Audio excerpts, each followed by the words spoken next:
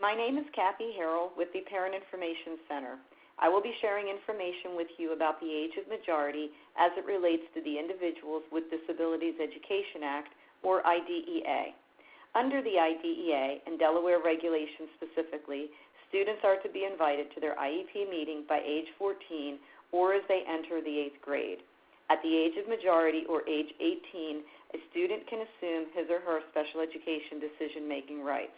This is an important part of the IEP process, so it is necessary that parents and advocates be aware of recent changes to the age of majority in Delaware. Previously in Delaware, prior to the youth's 18th birthday, IEP teams notified a student that special education rights automatically transferred to the student upon reaching age 18. But in June 2016, Governor Markell signed into law Senate Bill 180, which provides a procedure for IEP teams to use to arrive at a decision that may include appointing an educational representative or an educational surrogate parent. Let's walk through how an educational representative could be appointed and why. Now, when an IEP team meets 1 year prior to a student's 18th birthday, they will be discussing a student's capacity to provide informed consent related to the student's education decision-making. A guiding document has been developed by the Delaware Department of Education to help the team to determine capacity. The team must consider all three of the following. The student is generally able to understand the basic components of the student's IEP. The student can use the information provided to make a decision. The student understands that the student can say yes or no.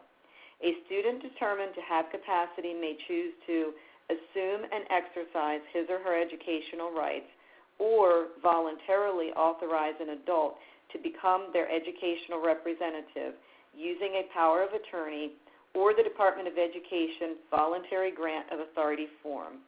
Keep in mind that there is a presumption that the student has capacity. Again, the IEP team makes the capacity determination during an IEP meeting.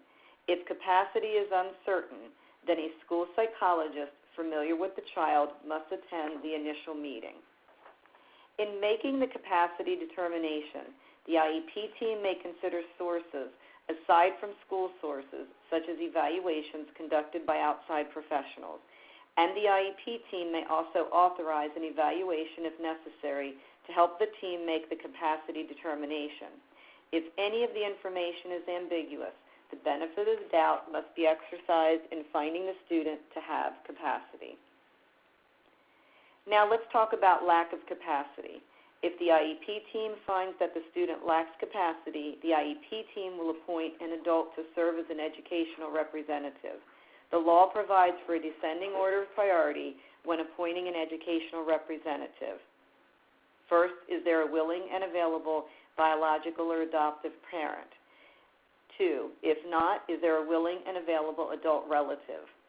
If the team determines that the student lacks capacity and there is no willing and available biological or adoptive parent or adult relative, the team will refer the case for the appointment of an educational surrogate parent.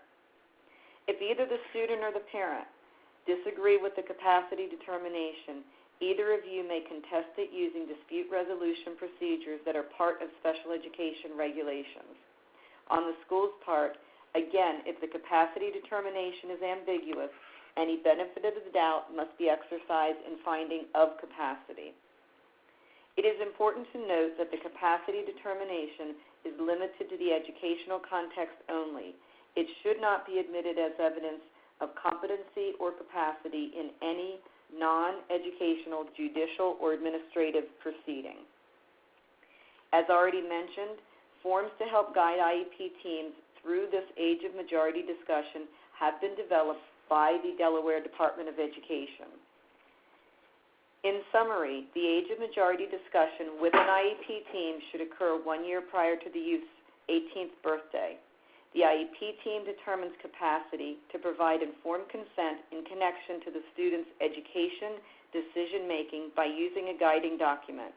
If the student is found to have capacity, the student may assume their own educational rights or choose to appoint an adult educational representative.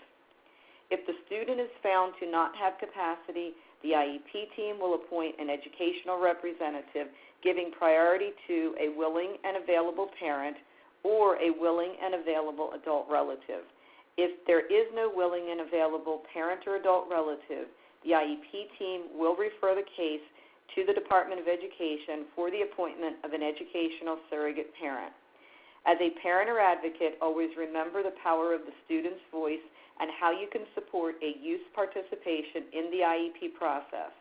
Students who learn and practice self-advocacy will be better equipped when they turn 18 to effectively exercise their rights and work successfully with their IEP team. Thank you for your attention to the information presented about the age of majority. As always, please contact Parent Information Center for more information and resources about this or other education and disability-related topics.